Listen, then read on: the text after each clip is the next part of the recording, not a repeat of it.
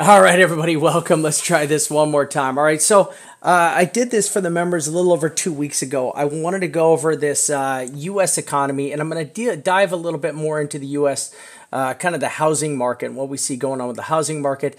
Then I'm going to continue on. I'm going to go a little bit into China, and we're going to take a look at the Chinese economy, just kind of a little bit. We're just going to start to touch on it.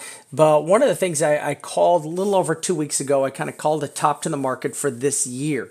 Now, I do feel that this is going to be, we have hit the top of the market for this year for the stock market, right? And one of the things is at the end of every year, during especially, November, the end of October, November, and going into December, is a lot of this is kind of the tax planning season, right? This is your tax season right now.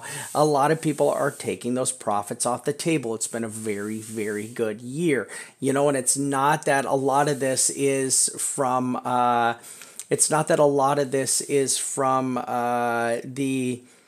the simple fact that the economy is turning down. A lot of this is just the market has been just on fire, man. It's just been on fire, right? This whole year has just been, since been 16. Look at this, all the way back, just bam, it's just been on fire. And at one point, even with crypto guys, even though crypto, all you crypto heads out there, you guys get, there had to be one point where you're like, all right, hey, this can't go on forever. And a lot of people thought it was going to go on forever.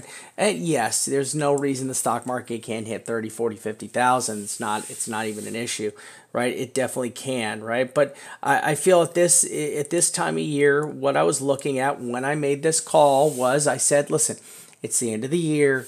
We've had a great year. It's time to pull. It's time to pull some of that. Take some profits, pull some money off the table, and you got your taxes coming. It's time to kind of pay those taxes. The holidays are coming, right? That was there's a lot of things happen during the holiday seasons. This is kind of when the kind of you got to go shopping, you got to buy those Christmas presents, you got to there's a lot that goes on during the holiday season for us here, especially in the States, right? So the States are an important time, and I'm not saying that this happens every year, but it does consistently happen, and if we kind of troll back, now last year was an absolute heater, right?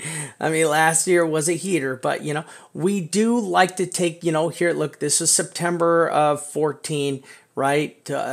People pulled a bunch of profits off the table. Look, and then it just kind of, waned off, right? But I mean, people like to like to pull some money. Look, here was December. Like, look at this pullback in December right here, right? You got this nice little dip off in September. Now the market has kind of been on fire for a long time. But, there's the October, November. People like to pull money off the table. It's just kind of what happens every year, I mean, people just, they want to take some, here's November. Look, November, end of 15. Like, people pulled money all the way off the table into January. People just... people were pulling money off the table right here. Market went on fire again, right? And then we got all the way up here, and like no one pulled any money off the table here. This thing just kept rocketing up, and it's just time. It's time. We've had an overheated market cycle. It's had a nice run, and I just I personally, on my side, just saw a top, and I called the top based on a lot of things that we see. We had the trade war heat up, right? The trade war heated up. That was one, hey, whoa, warning sign, right? For the vamp at least, right? I saw the trade war was heating up. I saw our housing market, and that's what my better half, the boss of me, the wife does. She's in the housing side of it. That's what she does for a living. She's deep in it. She's a house flipper, and she's a contractor. She's a flipper. That's what she does. That's her business. And we've been just calling out the flagging housing market for 6 months. We've been saying it's coming for 6 months. We've been watching the housing market, waiting for it to die, and it's definitely taken a real beating. And, that was one of the things. And the housing market has been risky. And I called this, the housing market is risky to bearish. And I would put that a little more on the risky side right now, right? And that's a little more dangerous than bearish. Bearish is bad. Risky is really bad, right? So I feel we're a little more teetering on the risky side right now. Now, the macro economy is still good. People are still buying. People are still shopping. You know, you go out to the stores here in the States, people are still spending that money. Now, they're definitely being more frugal. In a good economy, in a bad economy, here's the difference. This is kind of what we see. When the economy is really good, people spend a lot. When the economy is bad, right? People, you know, they tighten their belts, but they have different forms of spending. People are still spending. People still need to buy things to feel good, right? Shopping is an experience that makes people feel better. You know, it's just, you just don't buy expensive things. You buy cheaper things, right? And that's one of the things that's going on. Like our car market has definitely had a good boom. I mean, I think the car market has done really good this year. And, you know, and people purchasing cars has been good. And I think next year, I think our car market will be even better. I think a lot of people are going to be buying a lot of cars next year simply because of their tax rebates. One of the things people do when you get your tax rebates, and because of the U.S. economic tax changes that occurred last year that don't take effect till this year, one of the things is a lot of things people like to do is when they get back that, you know, that nice fat income tax return check, people, first thing do, boom, they go out and buy cars. It's what people do. They like to have a new car. It's the American way of life. So I would look to, I'd really keep an eye on car manufacturers, you know, for next year's second or third quarter of next year. And I'm going to add that in there, right? So we're going to look at the car sector, car manufacturers. Right, car manufacturers, and we're going to look at this at second quarter, quarter two, Q2, 2019 uptick, right? And this is going to be from the tax returns, which will from Trump, right? This from the tax returns from Trump. People are going to get more money back, and I think you're going to see a nice uptick in car manufacturers next year. And I'm going to look to be, you know, going into buying Ford and a couple other, you know, cheaper cars, right? You know, cars that just anybody can buy, Ford, Honda, those kind of, you know, anything here that's in the States that's relatively affordable. I think a lot of people are going to be buying new cars. Second quarter 2019, we'll see a nice uptick in cars. Might be a good pickup quarter one. So, but on the housing side, you know, we've seen a lot of warning signs, right? A lot of warning signs. One of the things we did see, so here's the exclusive home builders index, right? So here's the S&P home builders index, and here's the exclusive home builders index. And look at this baby take off here, right? Look at this puppy just kind of go into a free fall dive. And it's been free falling since April, right? Since, look at, let's go back. This has been January. Took just an absolute nosedive in January, right? And one of the big things that this has had, a lot of this can be correlated with just simply the interest rate hikes, right? The interest rate hikes are just killing us, right? They're you know, but you know, the interest rate hikes are definitely. The interest rate hikes are definitely one of the causes of this, right? I mean, it's just, you know, it's making purchasing kind of out of control right now. It's really expensive. Like there's no more cheap rates, and that makes buying a large ticket item really costly, right? So the second thing is like our home prices, right? Our home prices are still very high, right? They're still very high in the States, right? We're still topped out pretty high. Now, they never made it back, right? They never made it back to 2006 prices, right? Prices, but they're still high, right? They never got all the way back to 2006, but they're still really, really high, right? Now, the other issue is that just the builders, right? The builders have been on fire, right? We have been overbuilding, right? And it's so funny because people don't, oh my God, seriously, like idiots, right? Like idiots 101, right? How can you not remember what happened in 2006, 2007, right? When it was just boom, the huge housing explosion was going crazy, right? And one of the things is that how do these idiots, they just don't remember, right? Short-term memory, right?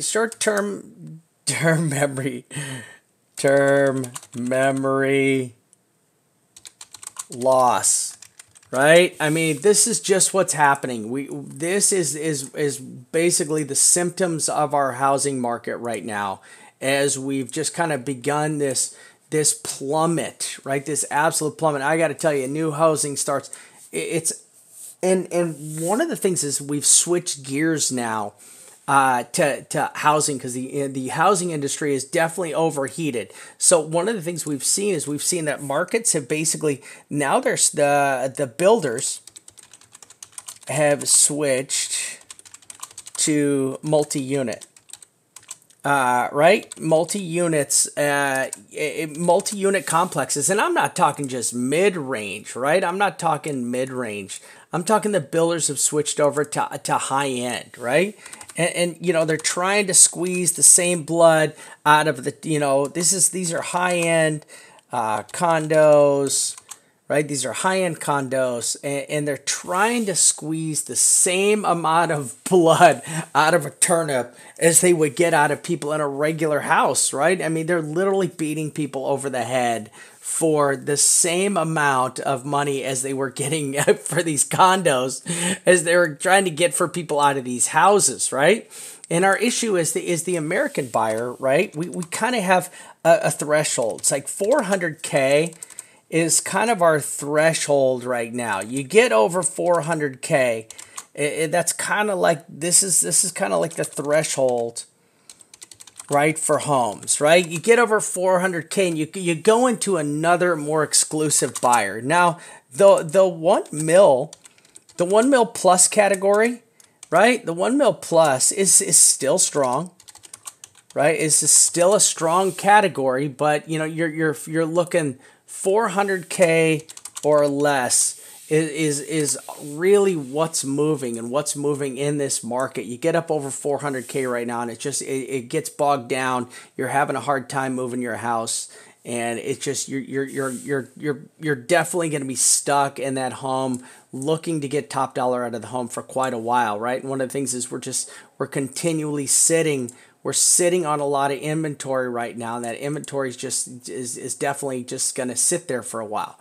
Okay. Now, I do look for these to retrace. I look for this index to definitely retrace down here to $13, $14 on this home index. And one of the things you got to take a look at is, let's look right here, right? Look. You've got KB Homes, which was one of the largest builders here in the country. You've got Home Depot, which is just the massive supplier, right? I mean, you're talking about Home Depot here. It's one of the largest suppliers for people. When you buy a new home, this is it. You get out there, you got to buy everything that goes along it. You got to go get your new drill, and all the men got to go get the men tools, and you know how it goes, right? You got to go out and got to, spruce that home up, right? And look at this thing just crash. Look at KB Homes crash right here. Unbelievable, right? To an all new low. I mean, I can't even tell you, look at this low. Hasn't been this low since way back over here, 2017, March 17, right? I mean, this baby is looking to plant in a brand new lower low here, right, on that market. I mean, I wouldn't even, I hesitate to even throw a line at 15 right here. I wouldn't even, I'm telling you, I would be a little more at coming all the way down here and retesting a double bottom, right? Getting down here, retesting this $9 range on KB Homes all the way out to the end of next year. And let's look over here at Lennar, another massive home builder here in the States, right?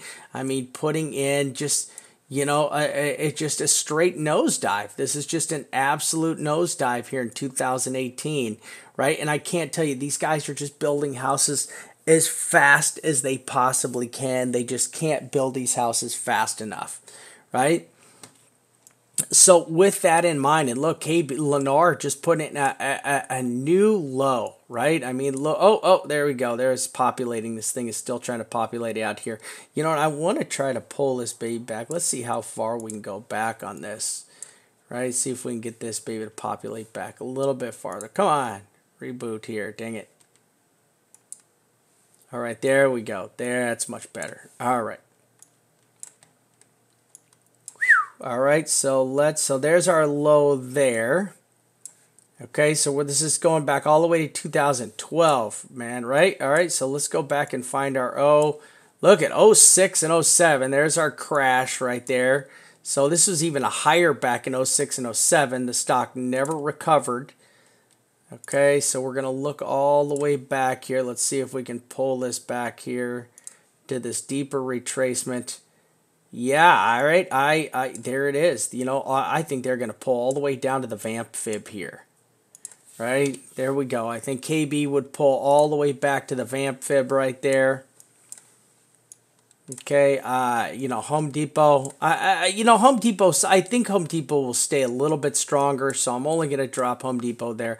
I like Home Depot. Even when things are really bad, I still they just love Home Depot, right? You just got to go there, get your man tools and get all your man cave stuff.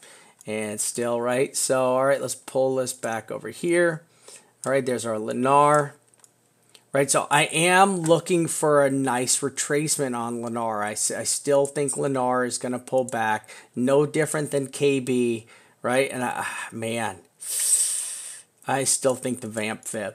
Right? I still think these babies are going to pull back into these areas. Now you've got a long time and things are just going to get worse. Our interest rate is just climbing, right? And the housing market is just falling. It's getting really stagnant, right? Look at this is a brand new report, October 24th, U.S. new home sales at a 2-year low as mortgage rates keep rising. And this is our challenge, right? The mortgage rates keep going up and up and up. And with the mortgage rates that just keep climbing, we just can't, people just don't have the money, right? And they want so much now. Oh my God, dude, they crawl up, you're behind. So I know I'm a proud new owner of a new home. And let me tell you what, boy, do they make it hard to buy a freaking house.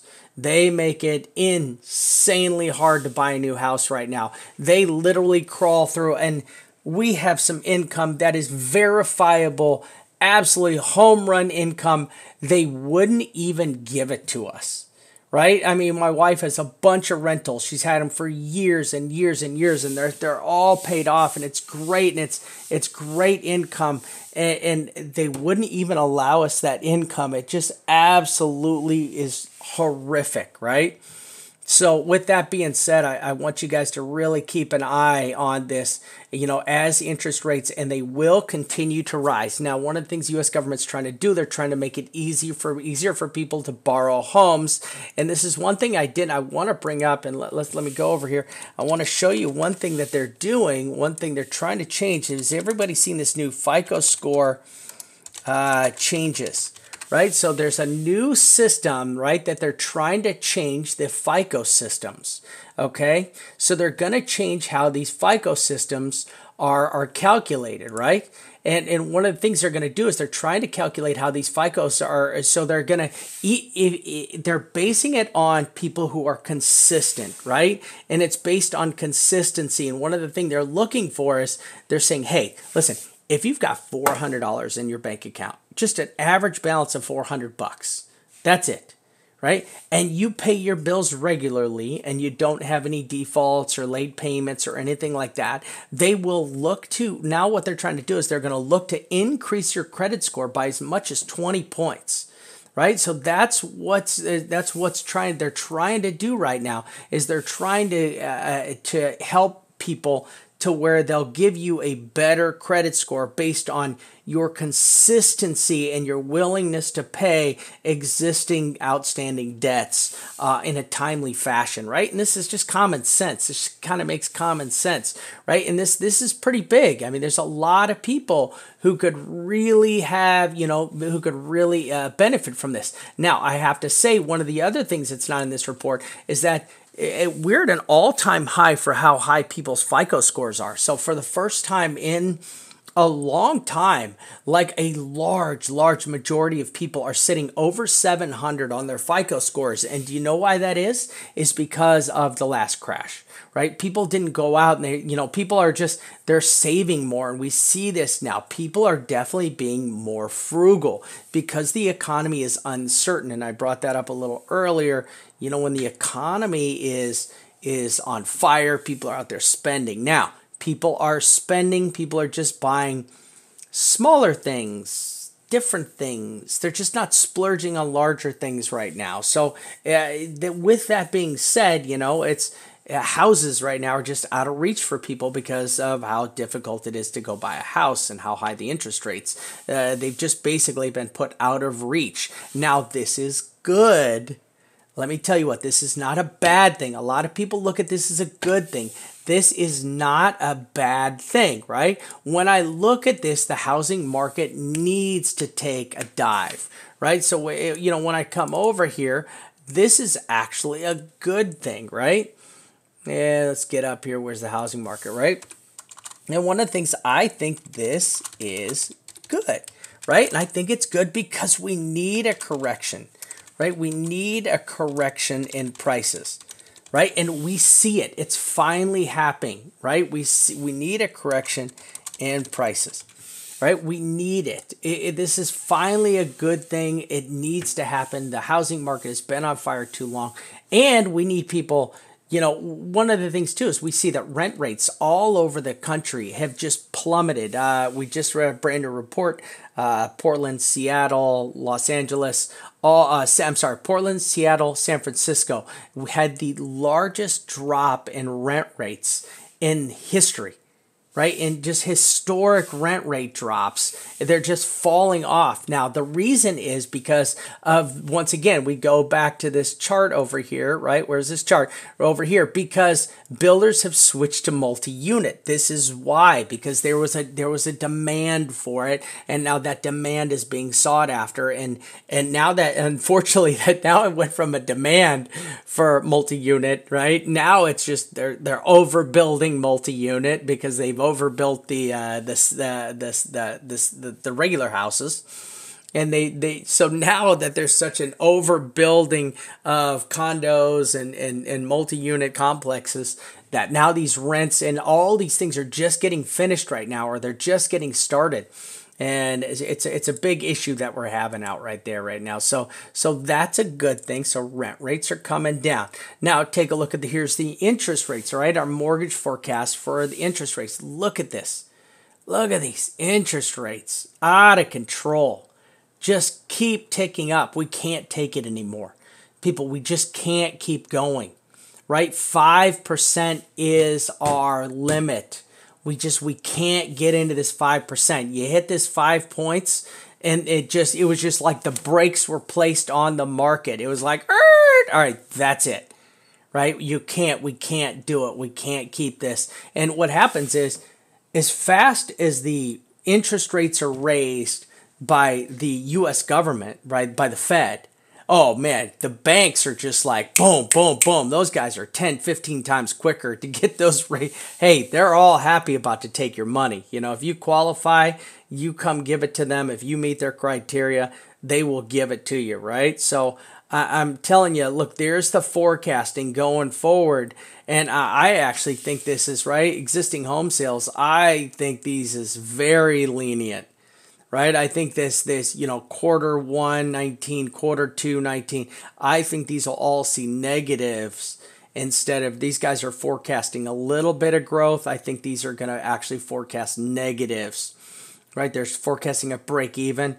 Q1, 2, and 3, I would expect to see negatives all in this, right, with these new homes statistics, right, pending home sales, because I do not see this, right? Look at the, you have this ticking down, new construction spending. I do not see this growing. I see this falling, right? There's just nothing left to build.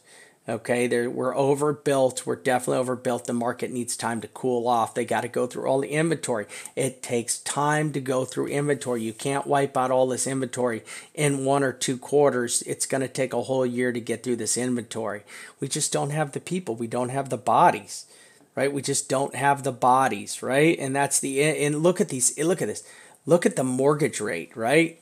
Just no, mortgage, I expect they see this to go up in quarter 1. I don't see how the mortgage applications are going to go up in quarter 1. I still don't, right? I still don't see this. I still don't see this. Now, home ownership is at a pretty substantial high right now, right? Here's our pricing index, right? So here's our house pricing index. I do see this will start to fall off more substantially as we go into 2019. I'm expecting to see this actually start to drop off.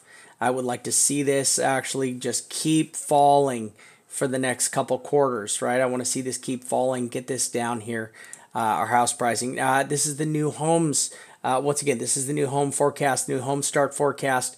I see this once again. I see this dropping down again. There's just not enough. We have way too much demand. And let me tell you what, we have just in the area I'm in, and in Las, if you go down to Las Vegas, if you're up in Oregon, I go between the two all the time, and just there's way too much overbuilding.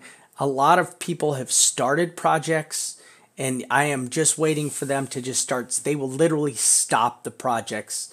And I don't see them finishing a lot of these projects. You're going to see a lot of projects that are going to be piecemealed off to smaller buyers, right?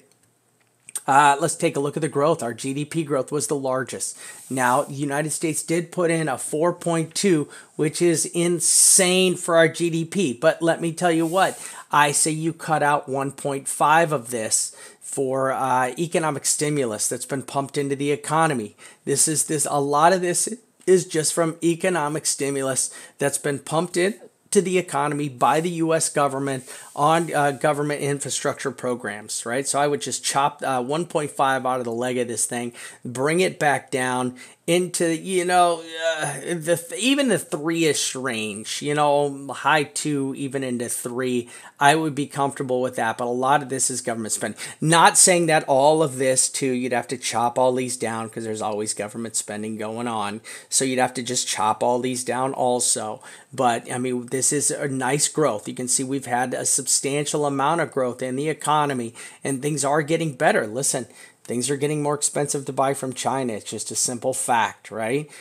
Going into next quarter, I do expect to see. Now, I don't expect to see the housing market affecting our GDP. Even though the housing industry is a big part of it, those people are still pumping in a ton of money into the economy, building these these multi-unit projects that are still going on. So I still see the GDP to continue forward. Still, I expect a three something into the first quarter of next year. Or the next quarter that comes out, right?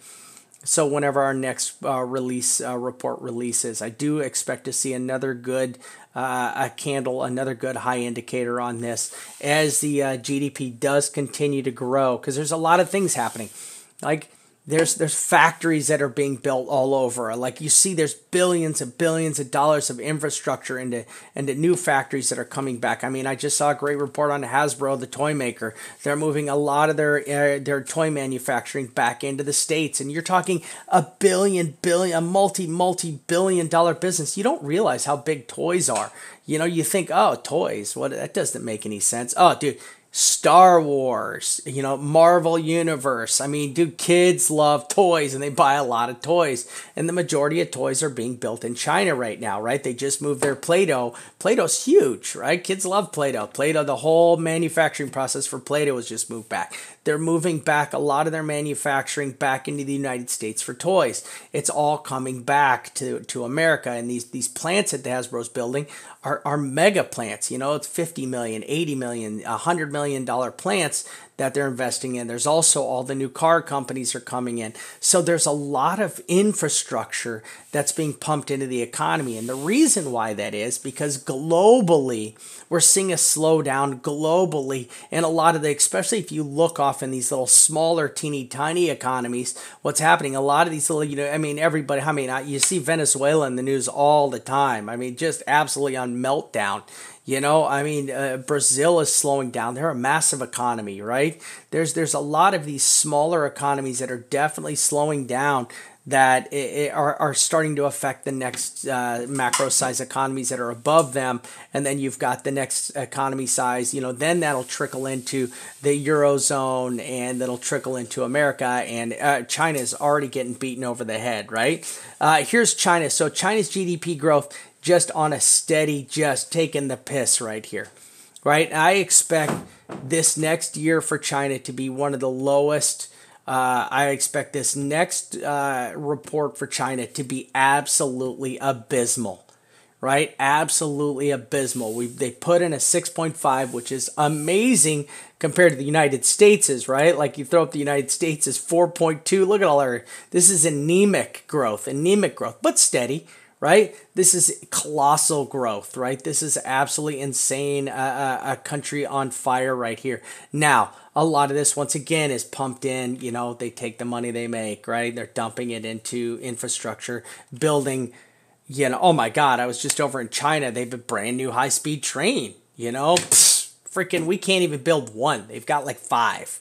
It's unbelievable. How sucky is America when we can't even build a high-speed freaking train, to save our life because it's come on. We should have high-speed trains everywhere by now. This is ridiculous, right? But, look at their, I do expect China to post out another abysmal, if not, I'm going to have a hard time giving them a 6.5 growth on the economy next year. I'm looking at more, they need to be happy if they hit 6.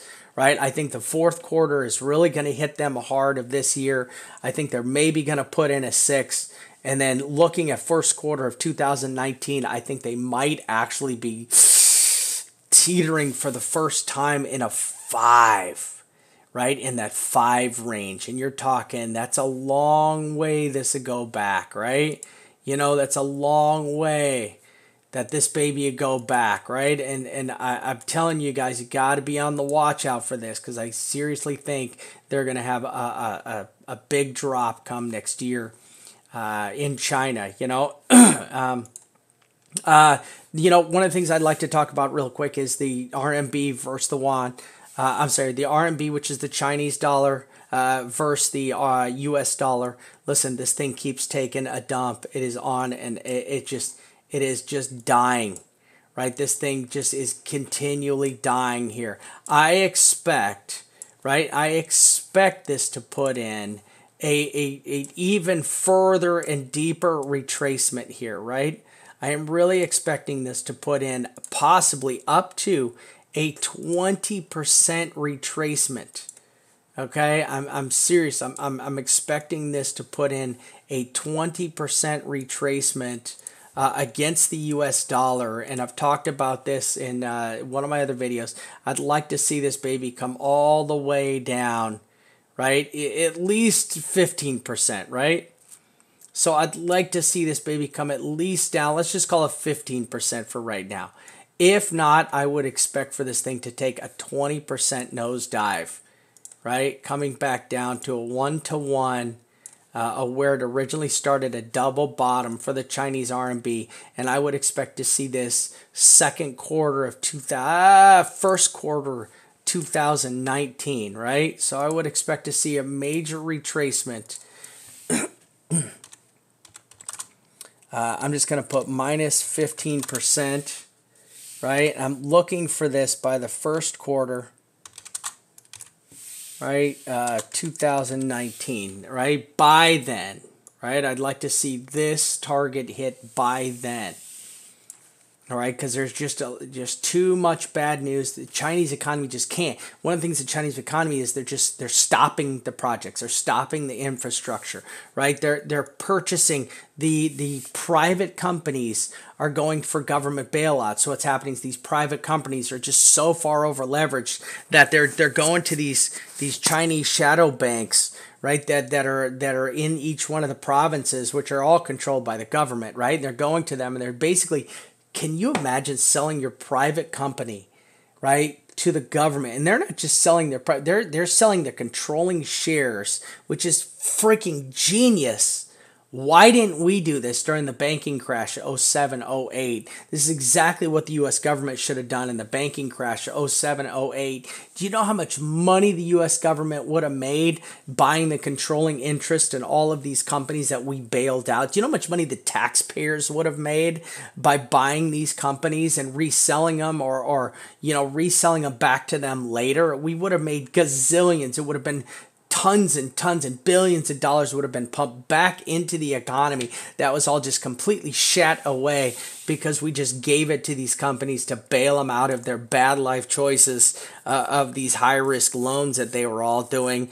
And just, but genius, good job by the Chinese government. Just genius, right? Save your companies, take the controlling share of them, and then they just sell it back to them later to profit, right? It's genius. Right, and even if they take a little bit of loss, that's fine. They can just write it off against it, but at least they keep that company going, right? And they're making good, wise choices. They're only buying the companies that they see are viable or healthy. They're buying it. They're holding up. They're propping up a lot of the companies that are doing a lot of business overseas right now.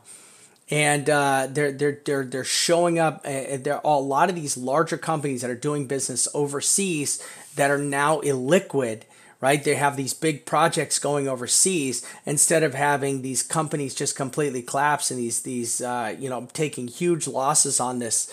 The Chinese government stepping in by taking ownership of these companies, finishing these projects out with government dollars and government funds, just to basically save face, right? And you have a lot of these companies are doing a lot of business in Africa right now. Chinese are basically going in and completely taking over Africa. They've got projects all over the world that are definitely in jeopardy from collapsing, and the U.S. government, the Chinese government has stepped in and taken over these projects, and it's just pushing them forward, right? And it's all hey, good move by China, right? Keep that. America does the same thing. We're just freaking retards about it. We go into a country, we give them a whole bunch of money, and then they kick us in the nuts and kick us out of the country, give us no respect. I mean, that's how America does it. China does it a lot smarter than we do. They go in, build a bunch of infrastructure, have people build shit for them for a fraction of the price, and then ship it off to be sold all the way around the world and then the money's shipped back into China. It's genius, right? Genius. America, not so smart. We do a lot of stupid things here in America. We're well known for it, right? Well known for it. But one of the things, as we go forward, I do see first quarter of 2019, a lot of money come from the Chinese people, the elites and the middle class in China. They are going to be looking to hide their RMB. So as this RMB crashes, as this RMB continues to crash, the first thing they're doing is they're all holding RMB. Right? I mean, if you were in your country and all of a sudden you found out that, hey, your Aussie dollar or your English pound was going to be worth 50 cents on the dollar next year, what would you be doing? You'd be freaking out. You're looking at your 401k and you're looking at your retirement and everything else, and you'd be freaking out going, all right, what do I got to do? How can I hide my money? Where can I get my money to a safe haven? They got to get it to US dollars. So the Chinese are trying to get it out to US dollars as quickly as possible. That's what the elites are doing. Now, the other thing is, this is why I think crypto is a good option. And one of the things in the crypto community, I think they can start to dump a bunch of money into the crypto community. Even if you take 20% of your $1 million, some big Chinese whale, just there you go, 200 grand buying BTC as a hold, as a hedge. I mean, once you take your chance on crypto losing 20%, or you take your chance on RMB losing another, 20%. You pick your poison, right? Pick your poison, right? And you never know. You got to hedge your bets like that. So looking forward into 2019, I do see, as the RMB continues to fall, I will be, especially once the news comes out from how bad fourth quarter is in China, I do see a capital flight from China. I expect to see that pushed into the hopefully a lot of that goes into crypto. If not, a lot of it's going to go simply into the US dollar. Right, the U.S. dollar is what makes the world work, and that's where it's going to go. It's going to get pumped into the U.S. dollar. They're going to get it out somehow, right? One of the things one of the members wanted me to look at was I was just in Hong Kong. Listen, I was just in Hong Kong, and it was one of the craziest things you've ever seen, guys. I was in Hong Kong, and they literally were selling a patch, a teeny, tiny, little patch of land like you couldn't even build an American home on.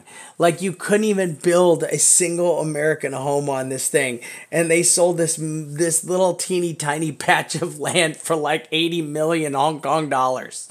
180 million Hong Kong dollars. They were selling patches of land. Now, if you've ever been to Hong Kong, when they build in Hong Kong, they don't just build up. They build straight up. I mean, it is insane how they build in Hong Kong.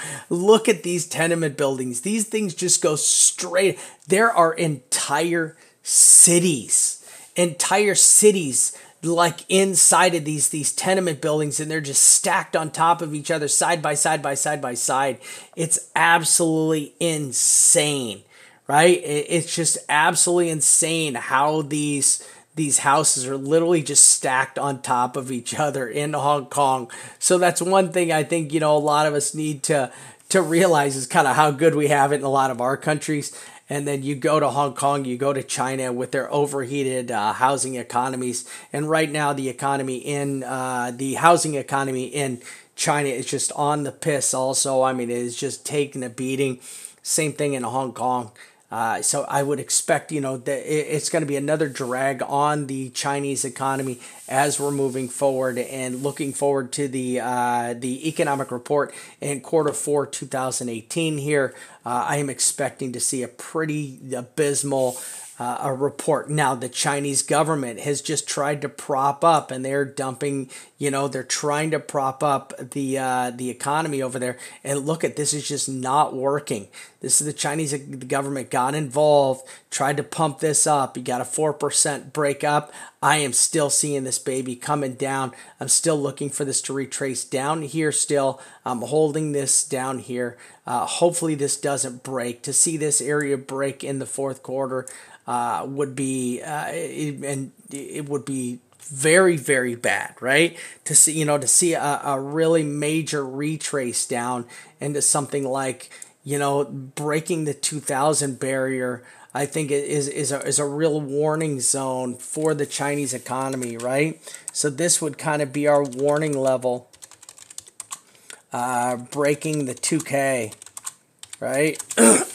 On the Shanghai Composite, right? Getting down here, breaking this level will be a real, oh crap, right? Oh crap scenario for us. Okay, so we're going to be watching this area to hold. This is a psychological barrier for the Chinese markets, and we really are looking for this to hold. We'll look for some serious government intervention when it does drop down to here. Now, the government in China, man, they have that, they've been, I can't even tell you how many times they have hit the oh crap button in China on the stock market, right? They're in there just, nope, stop, and they just freeze all the trading. They continually are doing it. They've done it over and over and over again. So we really need to just keep an eye on this, on China's economy here. Just like I said, I'm waiting for the report for for fourth quarter to eventually, to roll out here in the next, 3 months. And once that reports, now this data is already pouring in. It's already bad, and we're just going to look for more and more as this data starts to get compiled. It's going to give us a picture of what the outlook for fourth quarter is. Once we see that outlook come in for the fourth quarter, I do believe it's going to be bleak. Bleak is the only word I could use, right? I believe it's going to be bleak, and we're going to see this top out down here. Now, with that all being said, okay, with that all being said, I want to go back over here, right? I want to go back over here. That the U.S. economy is still doing pretty good. You know, people are spending and you know, we're not buying houses and we're not buying crazy, stupid things, but people are spending. You know, it's moderate spending. Now, the other thing that's going on in America right now is people are saving. There's a lot of saving going on. So that's actually really good, right? Now, we'd like to see more people putting money back into the economy, but I think there's just a lot of uncertainty. And I think the key points are point one is really the critical item that we have on our like this is November 18th. This is going to have a lot. This is what we're looking for right here. The elections. The elections are really our tell-all for what's going to occur and how the economy is going to react. And I think depending on what happens on November 18th, we're going to really hold off on any more predictions of where the economy is going until November 18th, because when November 18th hits, I think we're going to have a very interesting election cycle right here, and I think a lot is riding on this, right? If the Republicans win and they can hold the House and they can hold the Senate, I think you know, things are going to get moved. The government will move, right? We'll get the things will happen. You know, we'll get some things passed and some things will happen, and the economy will kind of chug on, and some more business style things will get done. Now, Trump is also talking about a big 10% tax reform for the middle class. You know, love to see that go through, but I'd love to see where they're going to get the money to pay from that also, right? I think a lot of that's going to kind of come off government spending, and I think one of the things we got to start to really do is kind of trim our government spending, a lot more spending into infrastructure. Let's build some of those high-speed trains. Let's build some things that are going to be good for the future, right? A lot of the infrastructure really needs to be stepped up here in the States. That could be money well spent. You know, spending money going into space. I mean, I love NASA, but there's more, hard projects that could be done here in the States. Now, if the Democrats do take the House, it'll just throw things into a gridlock. This is also good for the economy. You get this neutral economy. It'll just basically nothing will happen. We'll just kind of keep putting along like we are until the 2020 elections. And then at that time, we'll just kind of have to see who the candidates are, who's going to run, what's possibly going to happen. Now, we didn't win NAFTA, right? Now, because we won the NAFTA battle, now we just turned our sights on Japan. We're over there beating up Japan right now, and I expect a bunch of good things to come out of those meetings. But right now, man, the U.S. is on fire negotiating with everybody. We're definitely renegotiating a bunch of stuff, making a bunch of really good economic deals that are good for America at least. I don't know about the rest of the world, but they're definitely good for America. And I think those will all have a good impact on the country over the next decade, hopefully. You know, a lot of the stuff that was just outlined in NAFTA, watch, even if the Democrats win, they won't roll any of that stuff back. They won't roll any of the NAFTA stuff back. It's good for the U.S. economy. It'd be horrible. Hey, we're going to give Chinese businesses a break. I'm sorry, we're going to give Canadian businesses a break and Mexican businesses a break instead of American. I mean, that's what we did before. That didn't work out very well at all. So I think this is a good, fresh approach. And we'll see how it goes. But, we do see an effect on the U.S. economy. It has been good. It's just, we've got the housing market that's dragging us down and interest rates. Other than that, things are looking good here. I would like to see wages grow. And that's one of the things. Wages are still a little bit stagnant for us right now. So I'd like to see wages grow. And I'd like to see wages move up a little bit into the first quarter. All right, so that's all I got right now for for what I'm seeing in the U.S. and Chinese economies. I will try to do a report on this at least once every 2 weeks, And I'm going to dig a little bit more into the Chinese housing economy, but I'm really going to dig into Chinese debt for the next one. I want to really look into what the Chinese government is doing spending wise and how they are trying to handle the crisis that's in front of them. And, that's a lot of that's going to depend on how well they're able to mitigate their fourth quarter results going into quarter one 2019. That'll be what we're going to really highlight going into on the next show. Thank you all for joining us here at Until One Mill. And for the Vamp, we are out.